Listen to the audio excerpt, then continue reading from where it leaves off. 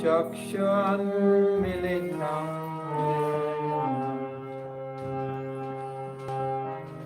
Tasmai Sri Gurave Namaha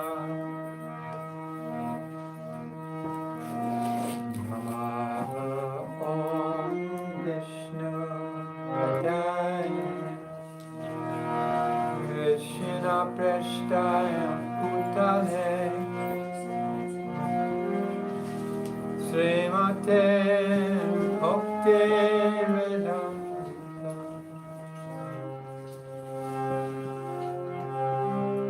Swami Nityanamine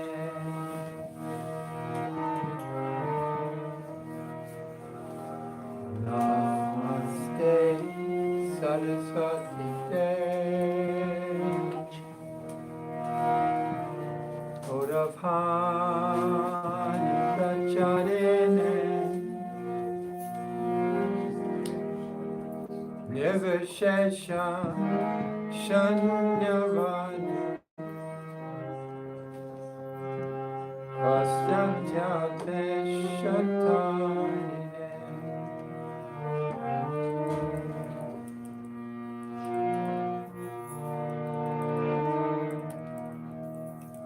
Sri Krishna Chaitanya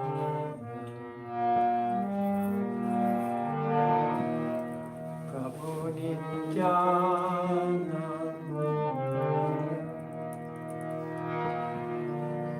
Sri Advaita Gadadhara Sivaswami Gaudam Bhakta-vrinda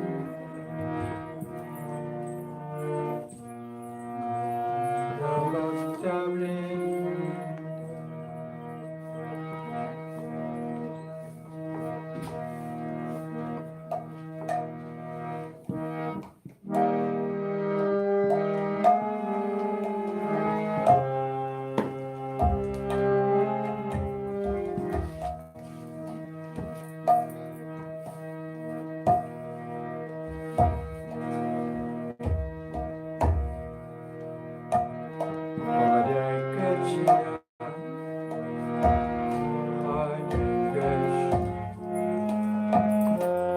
Krishna Krishna,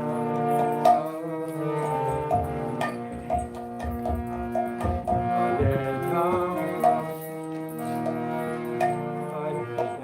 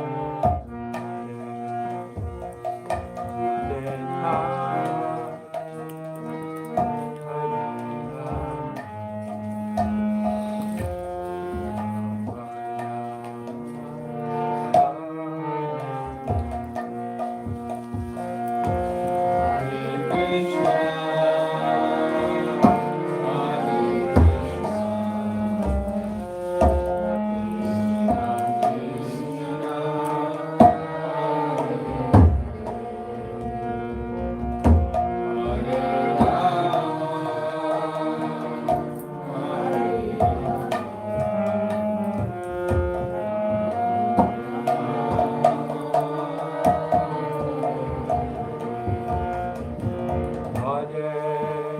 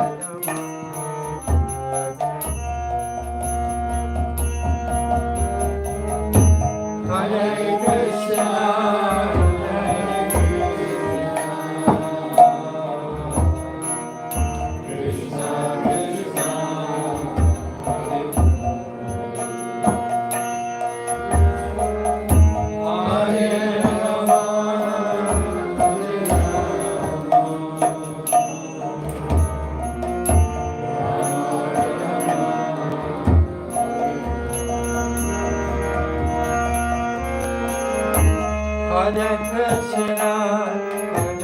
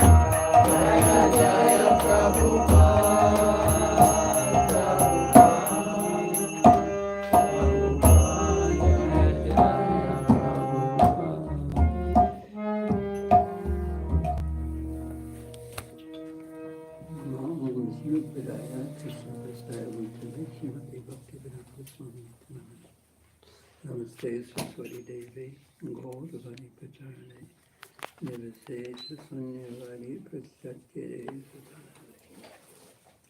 Om Agyantaminandasya Janandana Salakayat Saksusunatanjena Tasmai Sri Gurave Namah Sri Caitanya Manavishtam Stapitam Jena Bhutale Sayam Rupa Padamayam Tadati Sapanantikam Mantakapatuvascha Kripasanubhayavata Patitanam Bhavadebhyo Vaisaveta.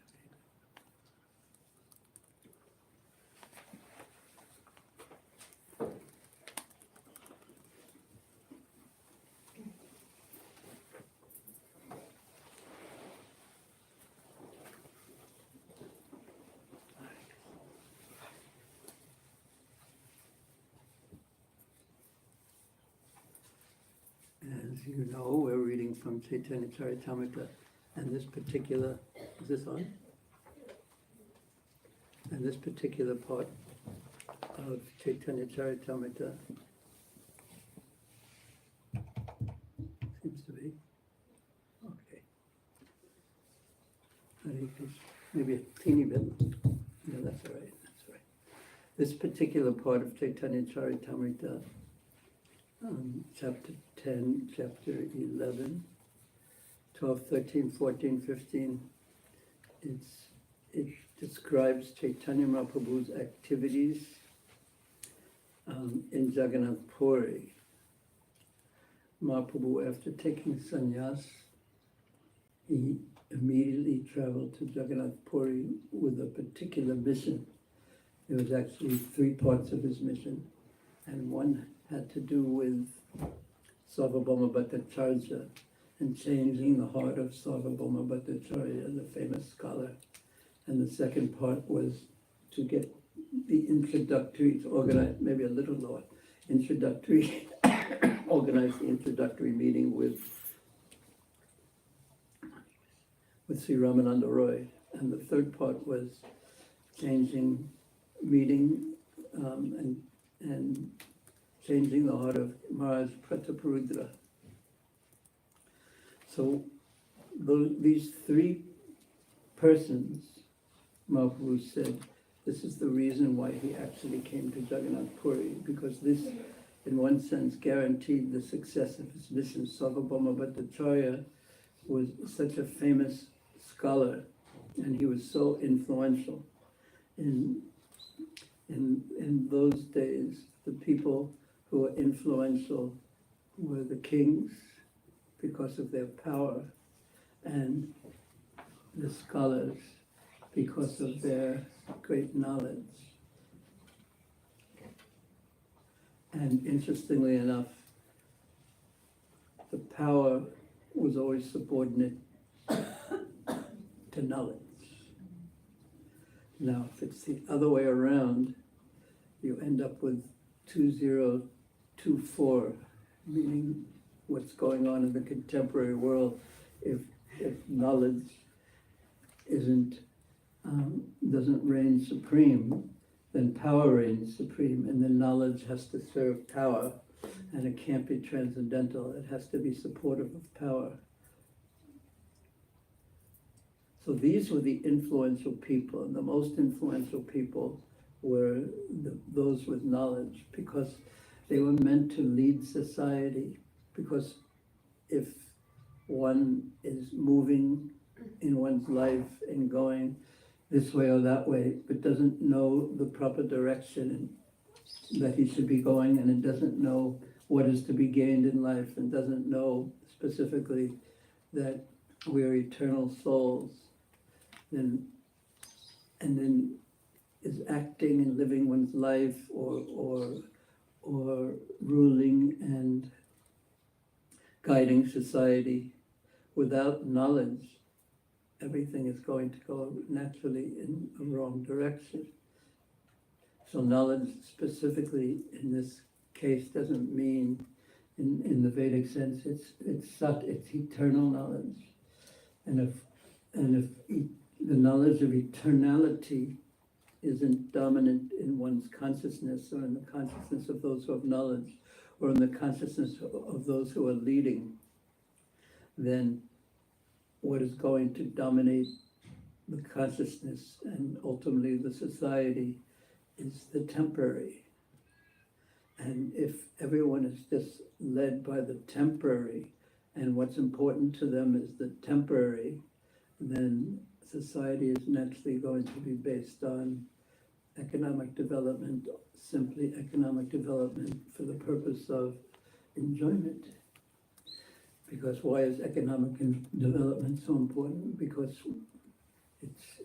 in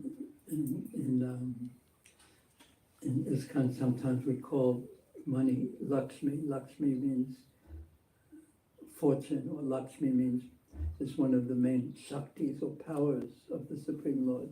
So to enjoy, you need power. If you don't have power, you can't enjoy it. So therefore the demonic mentality is described in the Bhagavad Gita, starting with Ishvara Aham. I am the controller. Again, without Shakti, without power, without financial backing, no one can control anything. And then without controlling anything, how can one enjoy oneself? So that simply becomes the basis of all of society. And someone is respected in this world according to how much wealth that he can control and command. It doesn't make a difference if one has no moral character, if one has no spiritual character, but if one has wealth, and he has the capacity to enjoy, has a big boat that you can land helicopters on. Do you have a boat where you can land helicopters on? I have a toy boat and a toy helicopter. I hope you're enjoying nicely with that. Some glimpse. Huh? Some glimpse are coming. And glimpse are coming. It's a very far away glimpse. Yes.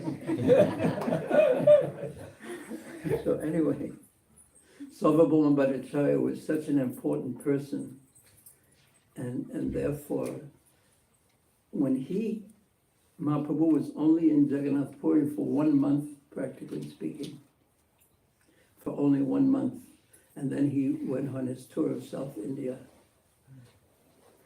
And then 2 years later, he came back, and 2 years later, this is what's occurring. He's come back to Jagannath Puri. So while he was in Jagannath Puri for that 1 month, his personal charisma means power, his personal power and the depth of his absorption in Krishna consciousness and his beauty and his exceptional dancing. He was so attractive.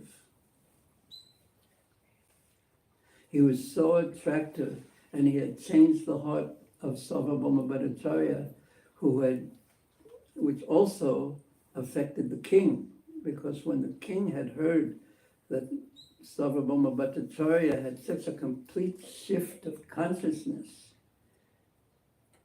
it's great because that knowledge makes one very heavy, and heavy is like a mountain. It's not like mountains move very easily. So when he, this great learned scholar, changed, the king also changed into a Vaishnava, then the king also became interested, and we heard about that in the last class, or perhaps, in the last class. The king became interested and immediately wanted to meet Caitanya Mahaprabhu. When he saw the power, the effect that Mahaprabhu had, he wanted to meet him. And the immediate reaction, because naturally, if a king wants to meet you, you want to be with the king, because the king has so much power, so much opulence. He has strength. He can go like this, and you have whatever the kingdom has to offer. If you want your own boat that can land a helicopter on it, you just have. If the king calls Premananda, you're playing with toys now. Here's the real thing, boom, and then you have it just like that. So naturally, if the king wants to see you and he's favorable to you, everyone naturally wants to see the king. When power, king means power, when power is so influential. But the renunciant, like Mahaprabhu, I don't want to see the king. But yet, he didn't want to see the king because he was the king. But eventually, as these chapters unfold, 10, 11, 12, 13, 14, 15, and 16, he does want to see the king. But he's not attracted to his kingly opulence. He's attracted to the king's humble devotion to Lord Jagannath. So there's such a lesson in that, a simple lesson in that even if one is a king, and has that much power, it's just a teeny bit of power. And that power should be subordinate to the Supreme Personality of Godhead. It means it should be used in the service of the Supreme Personality of Godhead. It should be used in the service of God. So therefore, the kings in previous ages were respected so much They had to be respected because they were acting on behalf of the Supreme Lord. So in all cultures, it used to be like that. The monarch was respected. Even in Thailand today, it's like that. You're not allowed to even say anything bad about the king. It's a crime to say anything bad about the king. Did you know that? Now you know. Yeah, because his power must be, theoretically at least, subordinate. And because he has to lead the people in the direction that's actually for their benefit. And again, the king is not independent. The king is subordinate to the knowledge, Brahminical knowledge. And it's not that the Brahmins are independent and can exploit. They must be subordinate to Shastra. And Shastra is Krishna, Krishna's word. So that's the way society in the Varnashrama Vedic culture used to work, that Krishna was on top and how he was the supreme Lord, and he would speak or inspire Shastra, which was his desires and his words, and the Brahmins would assimilate that knowledge, and the Kshatriyas would rule according to that, and on, like that. So in any case, Mahaprabhu returns, and he has been away for 2 years. He had been in Jagannath Puri for just 1 month. And then he leaves for 2 years, and then he returns. So if one is in a place for 1 month, and then goes away for 2 years and returns, practically speaking, no one will remember him even. Except it wasn't like that with Sri Caitanya Mahaprabhu, because Mahaprabhu was so influential. And rather than no one remembered him, no one could forget him. So when Mahaprabhu comes back, and this is what we'll hear now, the king, after the request of Sarvabhauma Bhattacharya, he organized a place for Mahaprabhu to stay, a secluded place in the home of Kasi Misra, who was the superintendent of the temple, of Lord Jagannath temple. And amazingly enough, as soon as, and we heard this last time, as soon as Mahaprabhu met Kasi Misra, because Kasi Misra's mood was, he would be so honored if Caitanya Mahaprabhu would stay in his home. He would be so honored, it would be the greatest blessing to be able to serve Caitanya Mahaprabhu in this way. And Mahaprabhu immediately recognized this mood of Kasi Misra. And when he saw him for the first time, he revealed to him his forearm form. Do you remember that? He revealed to him his forearm form. He showed him that he was not an ordinary person. Just immediately, the first time he met him, he showed him that I am the Supreme Lord, I am Lord Narayan. He didn't show him his two-arm form of Krishna, as he did as Krishna and Ramachandra and Mahaprabhu, as he did to Ramananda Roy, but he showed him a four-arm form. So then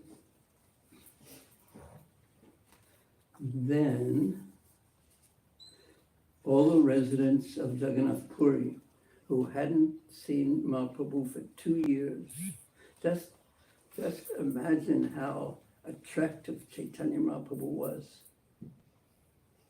Just try to imagine, imagine how attractive he was, that for 2 years, these devotees who had never really interacted with him, but had just seen him, and then they saw Mahaprabhu's effect on Sarvabhauma Bhattacharya. These persons had been thinking of Caitanya Mahaprabhu for 2 years. He was so attractive.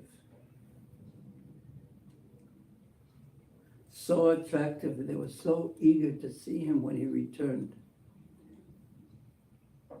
So Sri Caitanya Mahaprabhu, this is text 34, after giving some mercy to Kasi Misra, He next sat down at the place prepared for him, and all the devotees, headed by Lord Nityananda Prabhu, surrounded him. So immediately, like a lotus flower, become surrounded by bees. The bee-like devotees seeking the sweet honey of the association of Caitanya Mahaprabhu, they immediately surrounded him. Sri Caitanya Mahaprabhu was very happy to see his residential quarters in which all his necessities were taken care of. His necessities were very simple. And he was happy because if you don't have your necessities taken care of, then you have to spend time getting your necessities. So those in the renounced order, their necessities were taken care of because they were recognized as being so essential to society. The society didn't want them to have to engage any time in getting their necessities of life, because their time was so valuable. It was internal time. It was time developing their love for the Supreme Lord. It was time that was best spent in study, best spent in the deepest meditation, chanting the holy name. So they didn't, and they would be minimal in their eating, in their sleeping, and they were taken care of just like a child is taken care of by the parents. So how much this was the culture. It valued more than anything else spiritual advancement.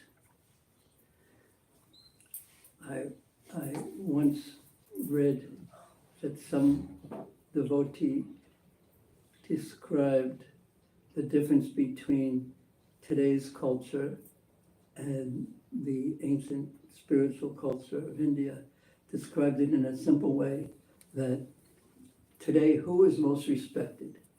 Someone who has nothing in life when he's beginning his life, and then by his hard work, by his power, he accumulates great, great wealth and power. He starts with nothing, and he gains so much strength and power and influence, especially money, wealth, starting from nothing. Those are the people who are greatly respected in this world. And in the Vedic culture, those who had so much wealth, like a king,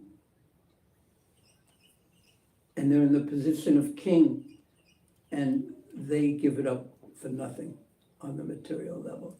They can go to the forest, they can wander around and just simply depend on Krishna.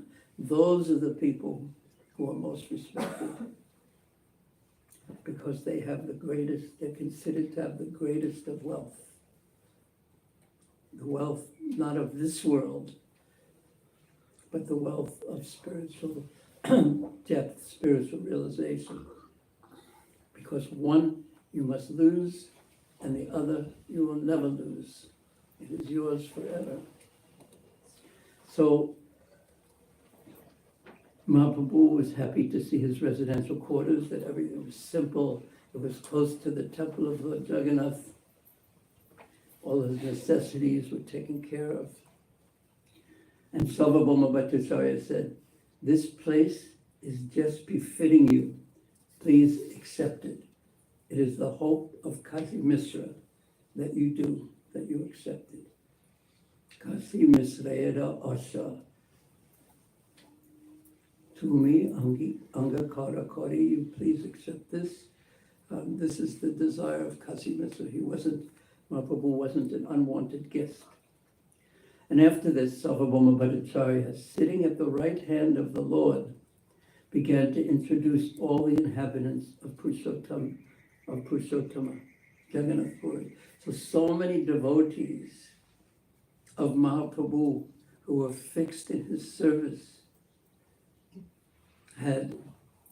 were eager to see him and were sitting there, and Mahaprabhu had never even met them.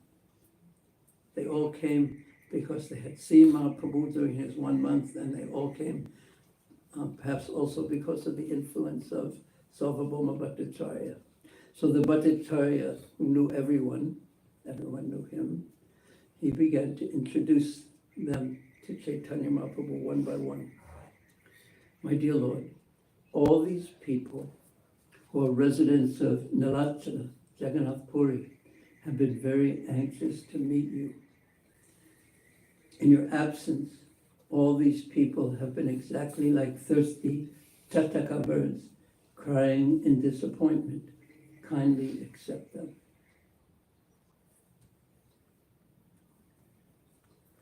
So what was their qualification for sitting there as soon as Mahaprabhu came? What was their qualification for sitting there with him immediately? That, in case you didn't recognize it, was a question. What was their qualification? Yes. They were recommended by Sarvabhauma Bhattacharya. Yes, but what did it just say? I'll read it one more time. Trishta Chataka Yachi Kore Hahakara Taise E Saba Sabe Kara Angikara. In your absence, all these people have been exactly like thirsty chataka birds, crying in disappointment. Kindly accept them. So what was their qualification? They were crying out. They were expressing desire. Yeah, okay, that's a how do you say it? A low-key way of saying it. They expressed their desire. They were disappointed to be without Mahaprabhu's presence. They were crying in disappointment. So they had such an intense desire to see him. Again, he was only in Jagannath Puri for 1 month, and then he was gone for 2 years. If he was ordinary, an ordinary person, and if they were ordinary people, they would have forgotten about him. It's just another person passing through. He may be powerful, he may be this, but they would have forgotten about him. But he so much entered their hearts that from the moment he left till the moment he returned, they were thinking of him and disappointed that he wasn't present. And they were crying. This is the price that must be paid. One has to sincerely, fully, completely have this as one's desire, to be with Krishna, to be with Caitanya Mahaprabhu.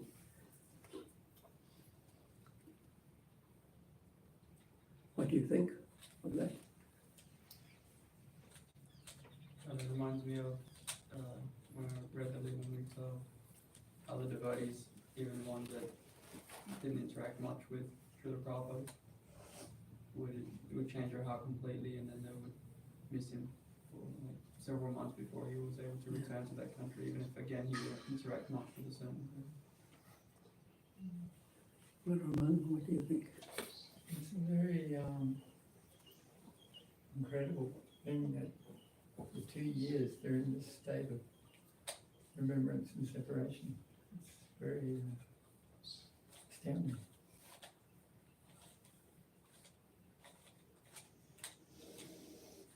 What do you think? Yeah, why not?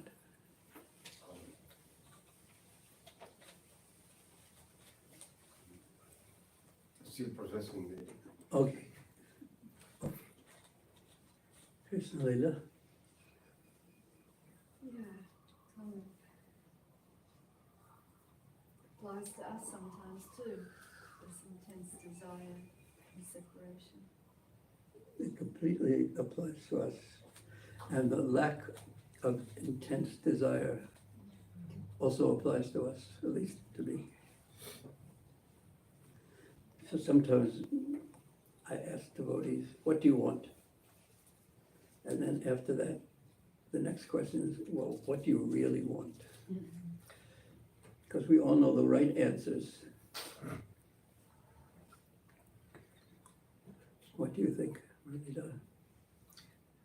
in a vacuum? There's a saying in English, nature abhors a vacuum. You know what that means? That a vacuum, you mean emptiness. But emptiness cannot exist in this world. It will always be filled with something. And if we don't have intense desire to love Krishna, there'll be so many other desires that enter that empty space.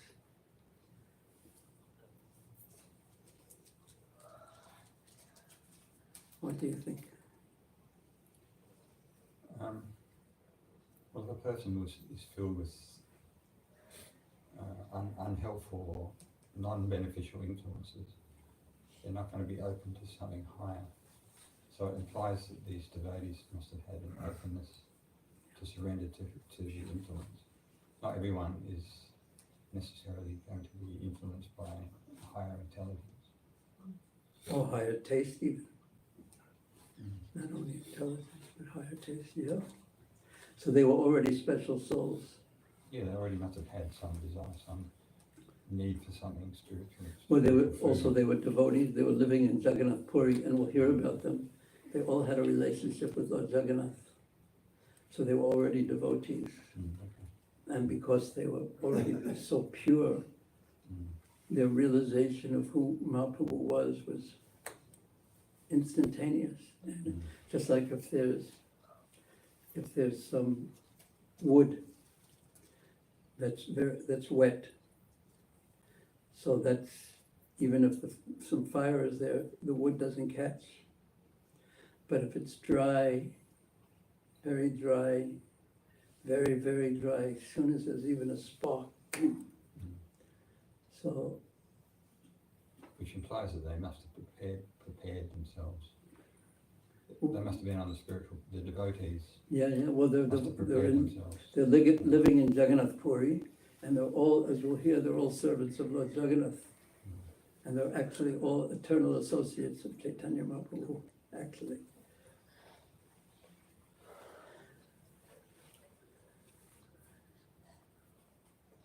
What do you think?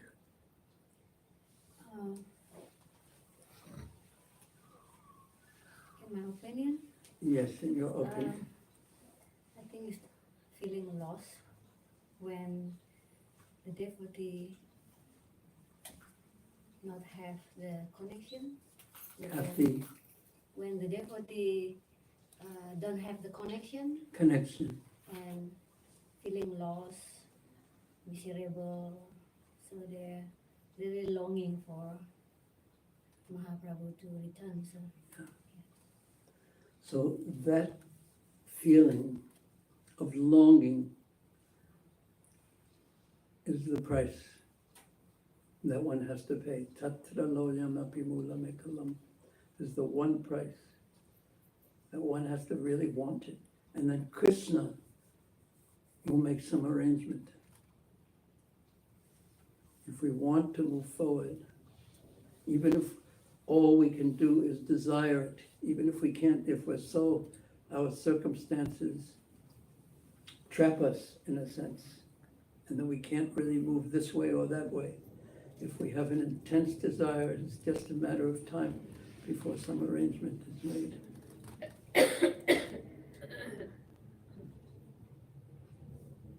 What do you think? Similar, Guru Maharaj, I'm thinking that from a different way, that how many lifetimes it must have taken, to come to that stage for the day. How many lifetimes, so just gauging myself basically. Yeah. So one question comes up, what do you do if your consciousness isn't filled with the desire for Krishna, but there's some desire, but it's filled with so many other things, and we interact in the material world so much that our consciousness is mostly on that level. And when I say interact with the material world, I don't mean just physically interacting, but mentally interacting with the material world. instead of mentally always interacting with Krishna and seeing the material world in relationship with Krishna. So what do we do if we understand that's our situation? Are we fortunate or unfortunate? So of course, it depends on how you look at it, but ultimately one's fortunate if one's consciously aware, and that's how a devotee will always think, basically. And then what one can do, and practically all one can do, is use those material desires and the material entanglement in the service of Krishna, and in that way they become purified. And that way we're offering ourselves as we are in a humble way. So one should be humble. So a king can even be a devotee, like Maharaj Prataparudra. He commanded so much wealth, so much influence, so much power, and he was so strong. He was strong. And he used it in the service of Lord Jagannath and Mahaprabhu. And it was exalted. One needs kings like that. So Sarvabhauma Bhattacharya, he began to introducing. He first, because he knew Mahaprabhu, and Mahaprabhu had accepted him, he, as it says very interestingly, he was sitting on Mahaprabhu's, at his right side. That means he was like his minister, because he was acting on behalf of Caitanya Mahaprabhu. So he was the one introducing, and if one gets introduced by someone who's close to the Supreme Lord, then that immediately that makes you more acceptable to the Supreme Lord. And he even begged on their behalf. He said, Kara Angikar. Sabe, all of them, Kara Angikar. You please accept them all. So Mahaprabhu, he was very submissive actually, and to Sarvabhauma Bhattacharya. Sarvabhauma Bhattacharya, a little earlier he said, Sarvabhauma Bhattacharya said, this place is just befitting you, please accept it. It is the hope of Kasi Misra that you do accept it. And Mahaprabhu said, my body belongs to you all of you. Therefore I agree to whatever you say. So this is the nature of the relationship between the Supreme Lord and his devotees. The devotees simply want to serve the Supreme Lord, and amazingly enough, the Supreme Lord, rather than just being a dictator and just saying everyone must serve me, otherwise you can't be happy, and you have to love me, and if you don't love me, you can't be happy.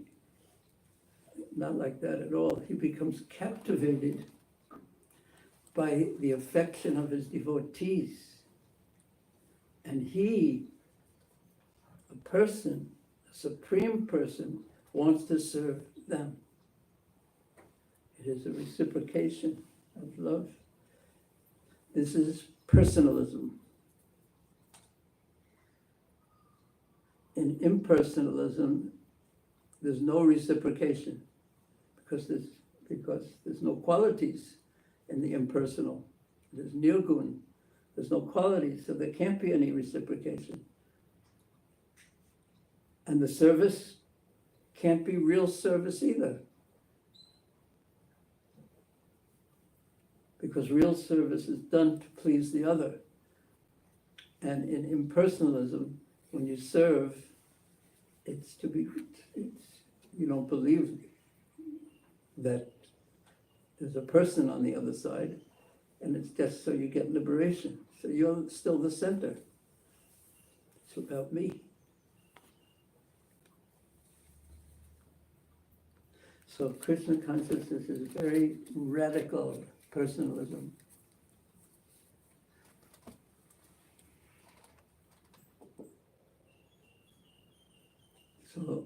So the Supreme Lord is a person, and we also have to become persons.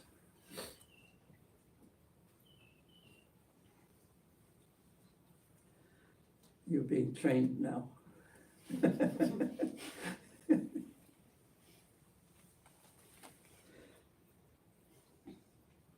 So Sarvabhauma Bhattacharya first introduced Janardana, saying, "Here is Janardana, servant of Lord Jagannath. He renders service to the Lord when it is time to renovate his transcendental body." That means the Navakalevaram, every approximately 17 years, I think, approximately, Lord Jagannath's body is, the external part of his body is replaced. And our Gonatai here are made from the wood of Lord Jagannath, the new wood from Lord Jagannath, the extra piece. So it is actually Daru Brahman. It is completely spiritual. They are completely spiritual. They don't need to be installed or anything. So here's the Prabhupada's purport. During Anavasara, after the Snanayatra ceremony, Lord Jagannath is absent from the temple for 15 days so he can be renovated. This occurs annually. Janardana, who is being here introduced as Sri Caitanya Mahaprabhu, was rendering this service at that time, so this is the yearly one too. The renovation of Lord Jagannath is also known as Nava Yovana, which indicates that the Jagannath deity is being fully restored to youth. So there's this every year Lord Jagannath is repainted after the Snanayatra, and then at that time no one can see him for 2 weeks. So Mahaprabhu, as we will hear soon, it's quite astounding that Mahaprabhu would see Lord Jagannath every day when he came back. When he was traveling and preaching in South India, he didn't see Lord Jagannath. But when he was in Jagannath Puri, every day he would go see Lord Jagannath. So then there's the Snanayatra festival. And in Snanayatra, have any of you been to the Snanayatra festival in Jagannath Puri? So many devotees go. And Lord Jagannath is bathed, and then it is said that he becomes ill, sick, because of being bathed. And then he is not seen by the devotees for 2 weeks. And during that time, he's repainted and restored to his Navadovanam, his fully fresh situation, new youth. So Mahaprabhu, during that time,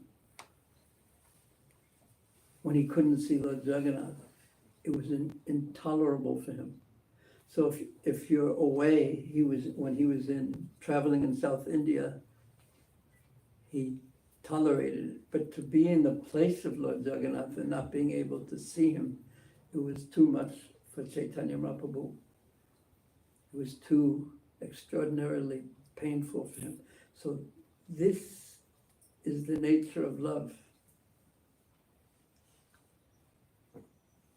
And even when it is said that when Krishna left Vrindavan, Sridham, he had to leave the place.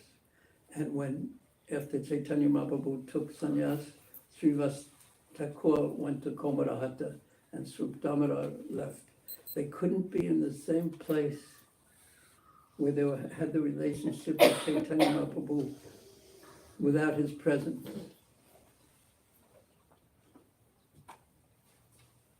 It was just too unbearable. So Caitanya Mahaprabhu himself, he would go to Alalanath, a place where there's an amazing deity of four-arm form, Narayan form of the Lord. And interestingly, so he would go to that place and wait for 2 weeks and because he would be able to see the treaty there. And in that place, have you been there? Have you been there? Have you been there? Yeah. So there's some stone that it has some parts of the form of Mahaprabhu there that was melted into the stone. His form parts were melted into the stone due to his separation, the heat generated from his body due to separation from Lord Jagannath.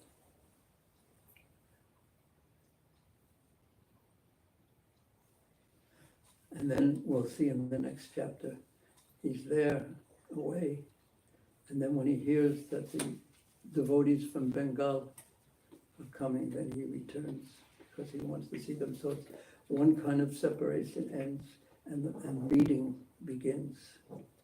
So that's in one sense, that's so much, this is what these chapters are about. It's separation and meeting, separation and meeting, meeting and separation.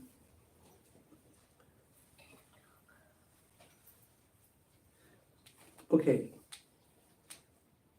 So what, did anyone find anything interesting? I'll read it again. Sarvabhauma Bhattacharya first introduced Janardhan, saying, "Here is Janardhan, servant of Lord Jagannath.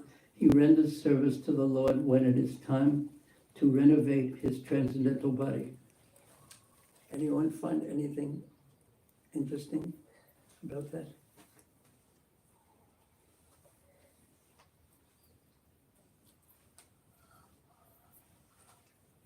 That transcendental body needs renovating. Yeah.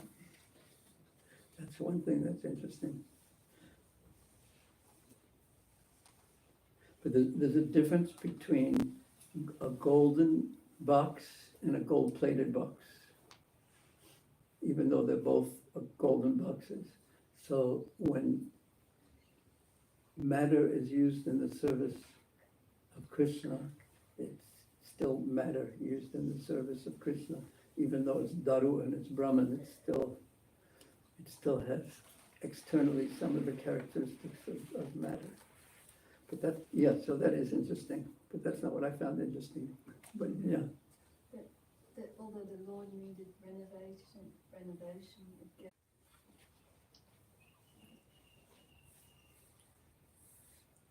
That's who I am. And that's the mystery of spiritual life, that if we develop a desire as a soul, desire to do a specific service, that's who we are. And our spiritual body, siddha, deha, siddha, so it will develop on service.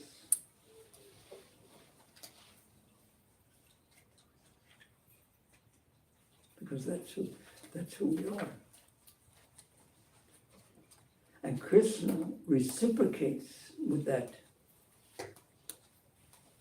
with our desire to serve him. He himself doesn't need any service because he's complete. But, and this is really comes out in the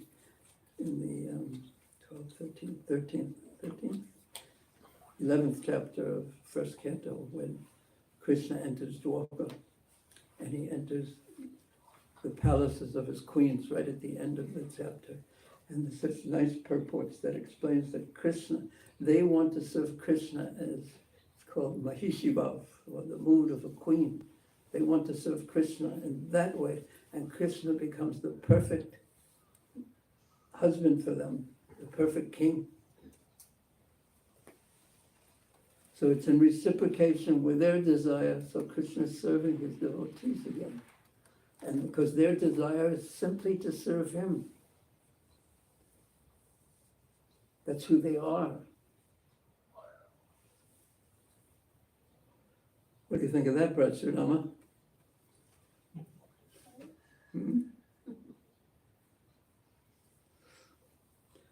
Would you like to play with Krishna? What games would you like to play with Krishna?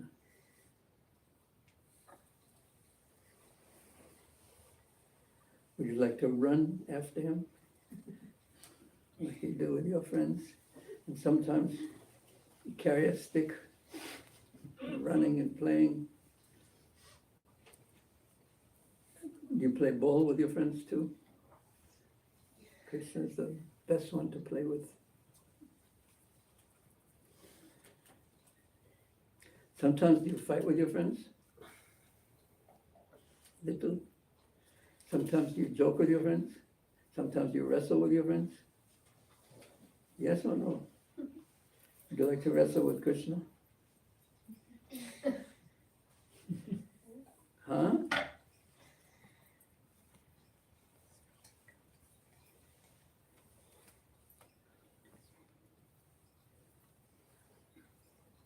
Hare Krishna. Any questions at this point?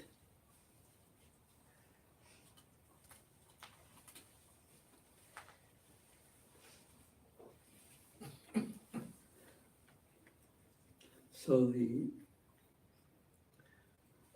desire to somehow serve Krishna, that's really the wealth of the soul. And Krishna will reciprocate. He is reciprocating with that. So after Janardhan, Sarvabhauma Bhattacharya continued, this is Krishnadas, who carries a golden cane. That doesn't say what his service, he just carries a golden cane. And here's Sikhi Mahiti, who's in charge of writing. So purport, the person in charge of writing is also called Dula Karana Pada Prapta Karamachari. He is employed specifically to write a calendar called the Matala Panji. I don't know the details about that, but I do know that there are people who their service is to compile the calendar for the next year. And that's a very important service. They're very knowledgeable persons because like when we look at the calendar here in the West, it's one thing. And mostly we look in Australia for the public holidays and school vacations. A holiday is meant to be a holy day. Yeah. What's a holiday for the children isn't a holiday for the parents.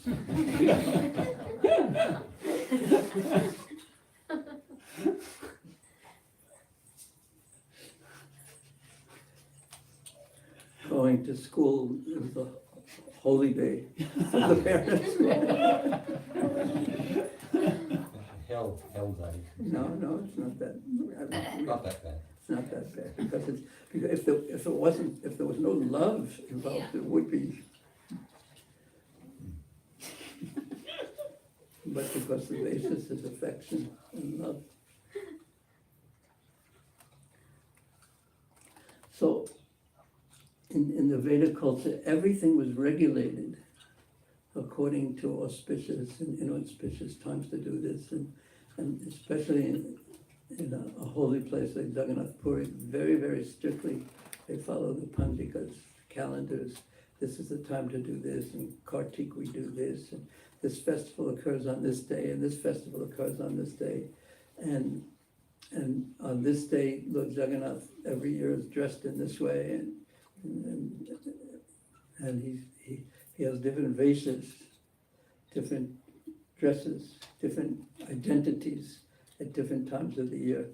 And sometimes he's dressed as a cowherd boy, and sometimes as a calendar month, which is a lunar calendar, not the solar calendars months that we use in the West.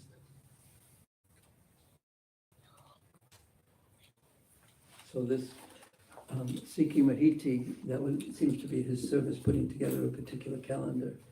So Sikhi Mahiti he's also famous because it doesn't explain any detail of this in Caitanya Caritamrta, but he and his sister Madhvi and Ramananda Roy and Yeah, they were the intimate, in Chopdamala, they were the most intimate associates of Caitanya Mahaprabhu. And they all had identities in Krishna Lila as well. So even though it's not mentioned here, it's mentioned briefly later that he was a very intimate associate of Chaitanya, very intimate. Because Mahaprabhu would only discuss the deepest of spiritual topics with his most intimate devotees, and Sikhi Mahiti was one. And he was compiler of calendars. So that didn't indicate his being the most exalted, but internally he was the most exalted. And next, there was Pradumna Misra, who is chief of all Vaishnavas. He is a great servitor of Jagannath, and his name is Dasa. And Prabhupada explains in his purport that, it's an interesting little purport. In Orissa, most of the Brahmanas have the title Dasa. Generally, it is understood that the word Dasa refers to those other than the Brahmanas. But in Orissa, the Brahmanas use the Dasa title. Is anyone in Punjab, do they use that title, Das? Yes? Few. Huh? Few people. And what is their caste usually? Brahmins. Brahmins also? Yeah, Brahmins. This is confirmed by Chuli Bhatta. Actually, everyone is Dasa, because everyone is a servant of the Supreme Personality of Godhead. In that sense, the bona fide Brahmana has first claim to the appellation Dasa, the name of Dasa. Therefore, in this case, the designation Dasa is not incompatible. So, there's also an aspect of Veda culture that the Brahmins aren't supposed to take on any, they're not supposed to ever work for anyone. No jobs, 9-to-5 jobs for a Brahmana. They have to be independent. They work much better when they're independent, because then they can use their full intelligence. So yet, they're called Dasa, or servant, because everyone is ultimately a servant. And the more fine or refined one's intelligence is, then one can become more expert as a servant. And what did Prabhupada say? There's 3 classes of servants. One, first class is, the master doesn't have to tell him what to do. He knows what has to be done. He knows the mind of his master, of the one who he's serving. That's the first class servant. So just by the slightest indication, he acts.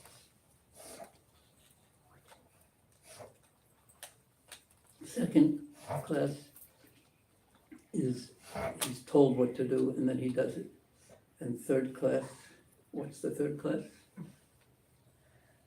You know? You know? Even after telling it, Huh? even after telling him, he's not able to follow it. He doesn't do it.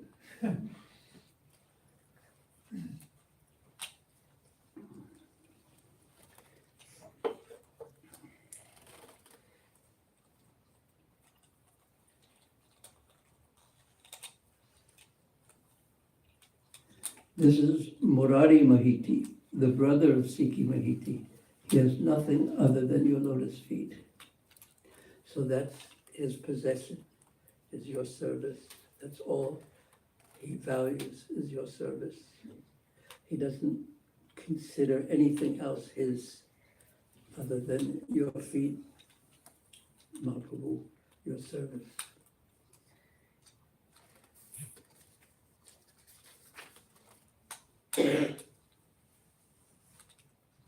There's a few more in this category.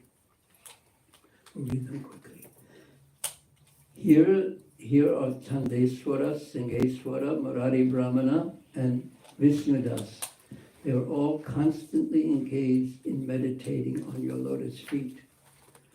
This is Paramananda Maharaja, who is also known as Mahapatra. He is very, very intelligent. Prabhupada's purport. Praharaja is a designation given to Brahmanas who represent the king when the throne is vacant.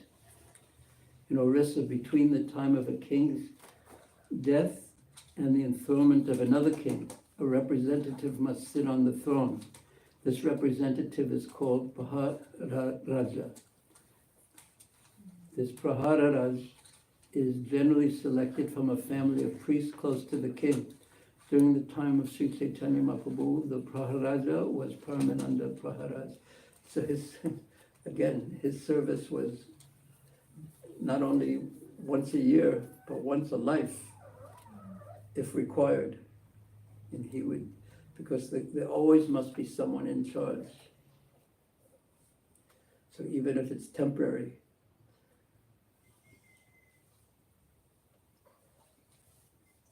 So what happened, and this happens, you see this in history sometimes, there's a temporary person, and then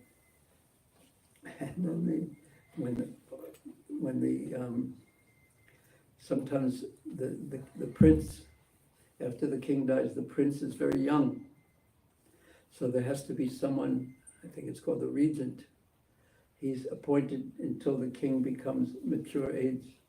And sometimes they do that honestly and just hold it and advise the young prince properly, make sure he gets the proper education. But sometimes, as you could imagine, that they become a little attached to being in control.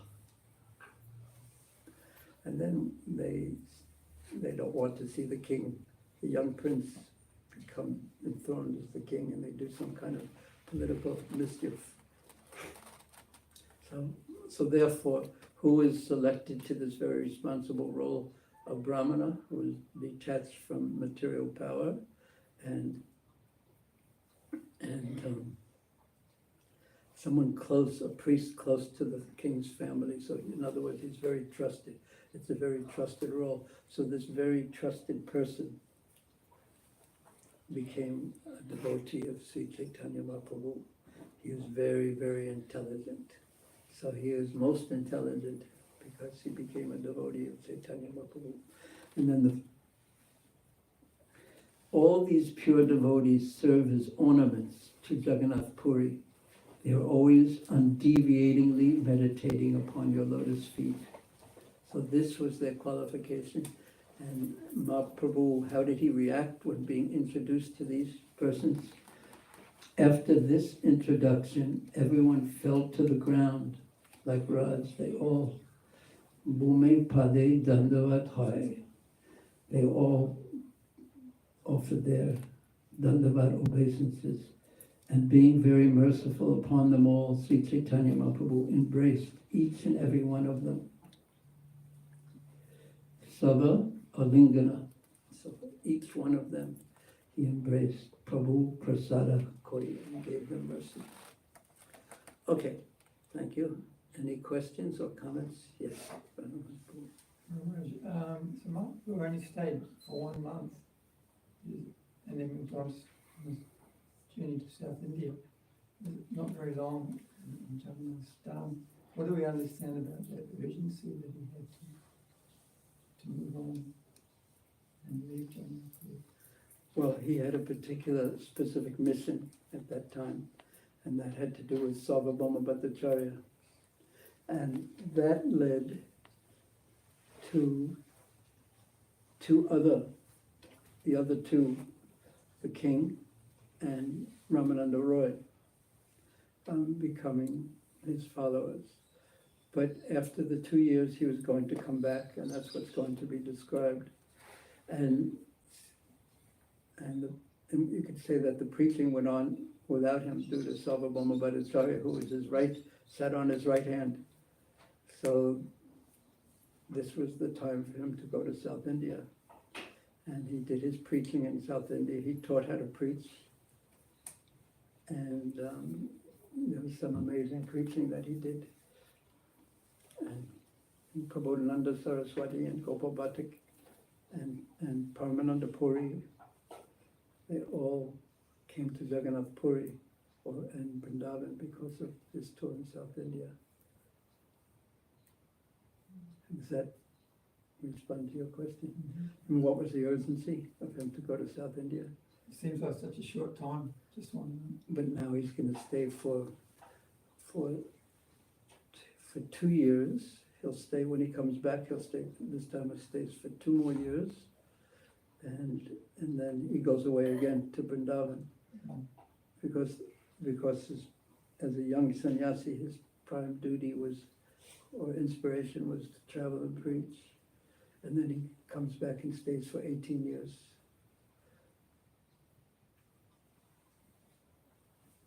He doesn't leave again when he comes back after Vrindavan. Any other questions or comments? Yeah. The image of meditating on the Lord's lotus feet seems to come up a lot as an expression, as an image. But what does that mean practically? Is it a practical? Is it a practical thing that one can do? Is it just a description of to evoke a feeling of surrendering to Yeah, feet? both. Or is there some more inner, deeper meaning behind that? Well, both are deep meanings. So if you meditate on the Lord's lotus feet, sometimes the devotees, they keep pictures or even copper imprints of Krishna's feet. And they have different marks on them. And each of the different marks on Krishna's feet and Srimati Radharani's feet and Nitya's feet and Gauranga Mahaprabhu's feet, they have different meanings too. So they meditate on that.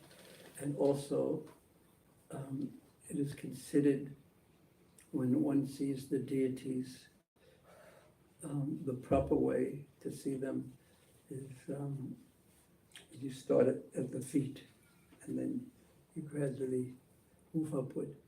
And, this is somewhat of a concept that's foreign in the West, because you want to make eye contact immediately. But this is a more respectful way to approach the Lord. Is first we start with the lowest part of Him is my highest goal. And that means His service to the lotus feet. And interestingly, that the greatest servants, like Tulsi Devi, they don't Tulsi doesn't decorate his face as much as his lotus feet. So it's expressing a mood of humility and service also. So serving the lotus feet is both. And meditating on the lotus feet is meditating on service, and also meditating on his soft, beautiful lotus feet, because they're considered very beautiful. And also they're considered like a lotus because of their softness and their reddish color on the bottom. So both. Okay, thanks. Very thoughtful. Any other questions or comments? Would you be willing to share something about Sri Caitanya? You mentioned that it came from the same word as Jagannath. Yes, but not right now, because it's a little late. It's a story, a nice story attached to them. But did you know that they all come from the wood of Lord Jagannath, from not this Navakalevram, but there was one in 1986, and they come from the extra wood from the Navakalevram in 1986. So was that wood used in Jagannath, or was it when you say extra? Well, there's a log. There's a whole process that they use to get the wood, because it's not ordinary wood. They have dreams the pujaris, they go to certain places and they have dreams and they go to temples and pray and do this and that. And then they have a dream about where the specific trees are, and the trees have specific markings on them. So they take one for Jagannath, one for Baladev, one for Subhadra Devi, and one for Sudarshan. There's different processes and it takes a while. Then they bring them into Jagannath Puri and in a grand procession.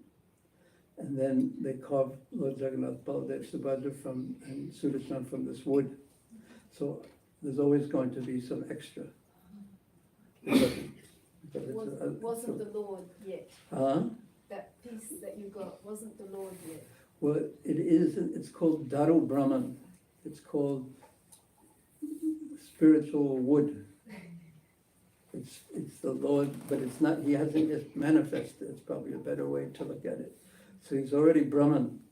He's already spiritual, but he hasn't manifested in the form of the Lord yet.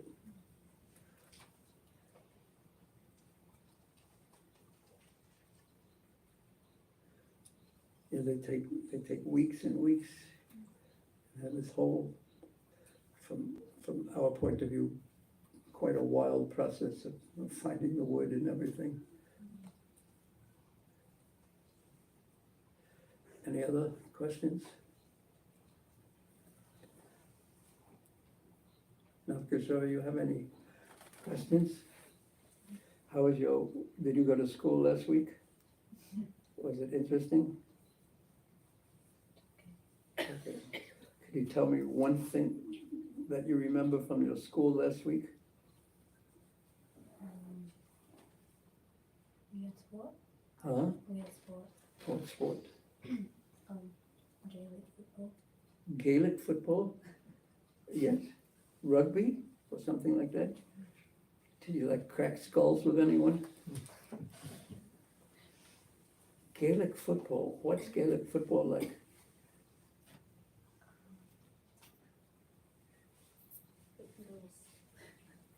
Huh? Similar to Aussie rules. Oh, really? Something. You know Gaelic football? Really? Everyone knows it but me. You know Gaelic football? At least I'm not alone. You know Gaelic football? I've come across it in my time. Yes. Did you used to play? No, just seen it. Is it like Aussie rules? But it's throwing the balls around. Okay. Just different rules. Do you bang into each other like Aussie rules? That can happen, yeah. Is it more like Aussie rules or rugby or? That's a sort of mix. It's using a soccer ball, you can kick and throw it, but it's kind of like rugby. It's a mixture of the two. Somehow when I think of Nakashori, I don't think of a rugby player.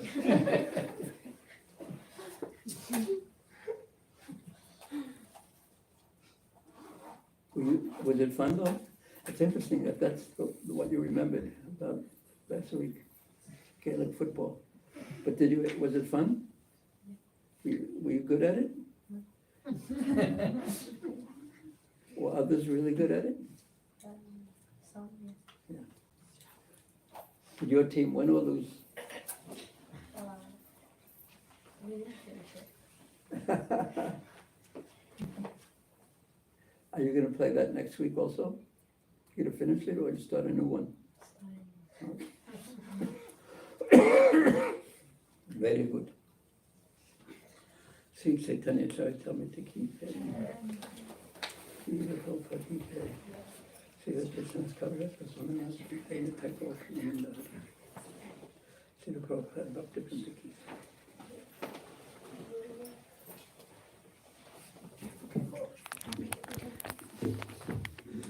Navkishore, was that the first time you played? Last year too, or no? When we started this term. It's like high school.